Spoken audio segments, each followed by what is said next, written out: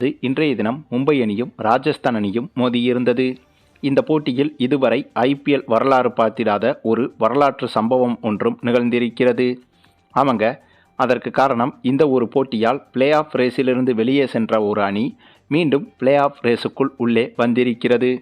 ஏனென்றால் மும்பை வெர்சஸ் ராஜஸ்தான் அணிகள் மோதிய இந்த போட்டியில் முதலில் பேட்டிங் செய்த மும்பை அணியில் ரோஹித் சர்மா, சூரியகுமார் யாதவ், ஹார்திக் பாண்டியா என இவர்களின் உச்சக்கட்ட அதிரடியால் மும்பை அணி 20 ஓவர்கள் முடிவில் 217 ரன்கள் வரை எடுத்துவிட்டது.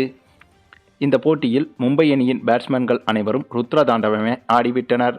இதனால் 217 ரன்கள் வரையிலும் எடுத்தும் விட்டது மும்பை அணி. பின்னர் இந்த இலக்கை சேசிங் செய்ய களமிறங்கிய ராஜஸ்தான் அணியோ மும்பை அணியின் பந்துவீச்சில் சுக்குநூறாக சிதறிவிட்டனர்.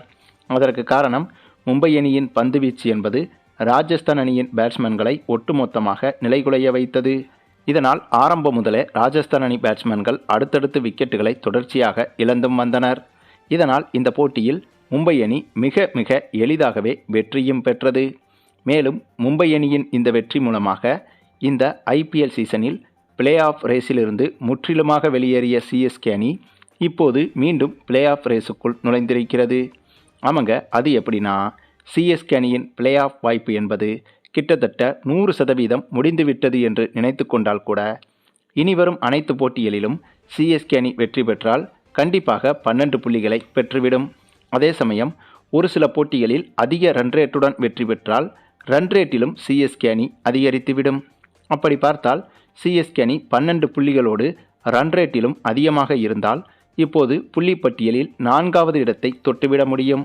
ஆனால் இதுவும் கூட மற்ற அணிகளின் வெற்றி தோல்விகளை பொறுத்தே முடிவாகும். ஏனென்றால் புள்ளிப்பட்டியலில் இப்போது 12 புள்ளிகளை கடந்த அணி என்று பார்த்தால் மும்பை, RCB, பஞ்சாப் போன்ற அணிகள்தான். ஆகவே முதல் 3 இடங்களுக்கு CSK அணியால் செல்லவே முடியாது. ஆனால் 4வது இடத்தில் எந்த ஒரு அணியும் 12 புள்ளிகளை இன்னும் கடக்கவில்லை.